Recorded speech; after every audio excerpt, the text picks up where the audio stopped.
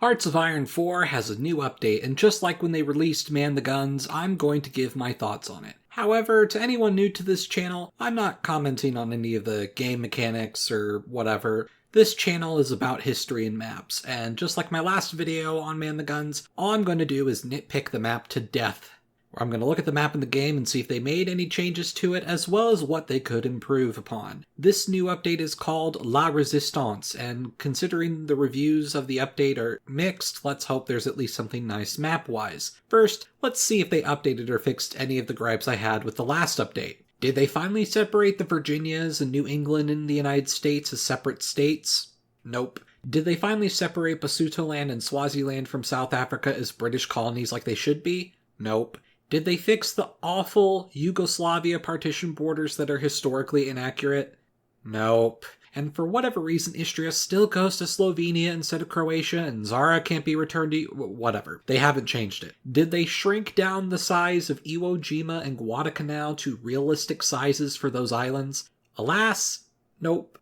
I'll also continue to lobby for them to fix the border of Ecuador and Peru. Ecuador had more land up until 1941, in which a war broke out between the two countries, which brought the modern borders. It would work as an event in the game, and could be nice for someone who enjoys playing a country in the Western Hemisphere. However, we do have new releasable nations from Spain, in the form of Galicia, Catalonia, and the Basque Country, so that's neat. They also actually shrunk Gibraltar from the ridiculous size it had before. I mean, Gibraltar realistically is much smaller, but you know, I'll take it. The Caribbean has a few more releasable nations than last time too, which is neat. They also finally made Cape Verde a nation in Africa too. Meanwhile, in India, they made a much more accurate Pakistan and India partition border with Kashmir, while also adding Maldives as a playable nation now. But wait, there's more. Before in the Pacific, they added a single releasable Polynesian state in the Pacific Ocean. But now it's much more diversified. So now you could release or play as the Solomon Islands or Samoa, and they also, at long last, finally have Hawaii as a releasable nation too. What I love about this is Japan toyed with the idea of creating a Hawaiian puppet state if they ever managed to take the islands. And it could be a really cool concept in the game, and now we can actually do that. They also have Micronesia and the fictitious countries of Mariana and Melanesia. Honestly, I wish there were separated nations for, like, Fiji and Tonga, but I guess this works. They also have a playable Tahiti, but interestingly, it's given control of all French Pacific Ocean possessions, like New Caledonia and Vanuatu. This leads us into the next map updates, which are a bit odd.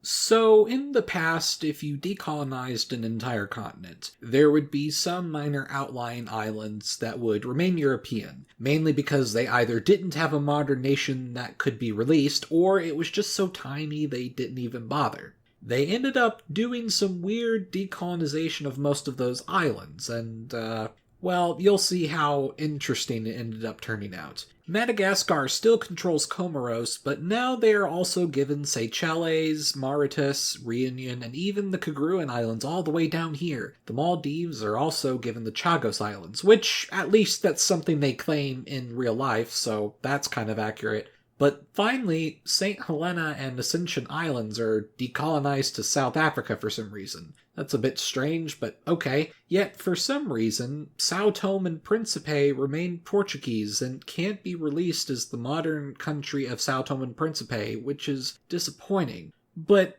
these are just quirky nitpicks of mine. The more grievous choices are actually coming up. Look at this map of Southeast Asia. Notice anything weird? No, it's not the Solomon Islands. Despite the similar color scheme, they're not a part of Indonesia.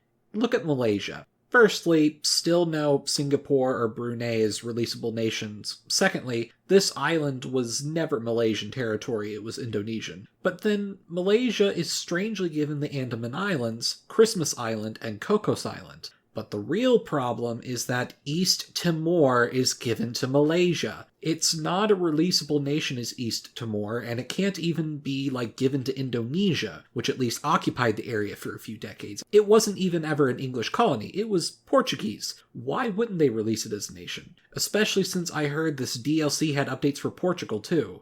But it gets weirder. See South America? Notice something? The Falklands and South Georgia Islands have their own color. Are they a new releasable nation? Nope. And they can't be given to Argentina either, hilariously. Well then, who owns them? Guyana. Why?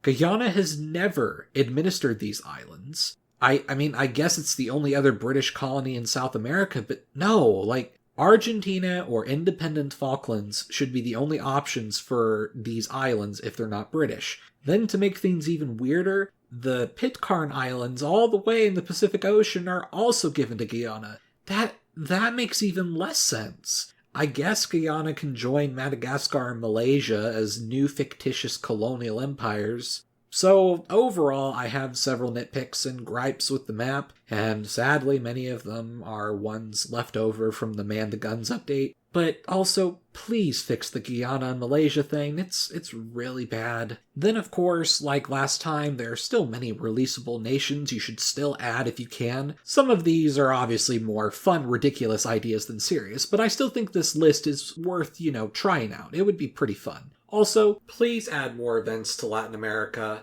Thank you. Here's to hoping that the next DLC does something neat map-wise. Meanwhile, if you liked this video, you should like and subscribe, but you can also support this channel through my Patreon. I'm Emperor Tigerstar, and I'll see you guys next time.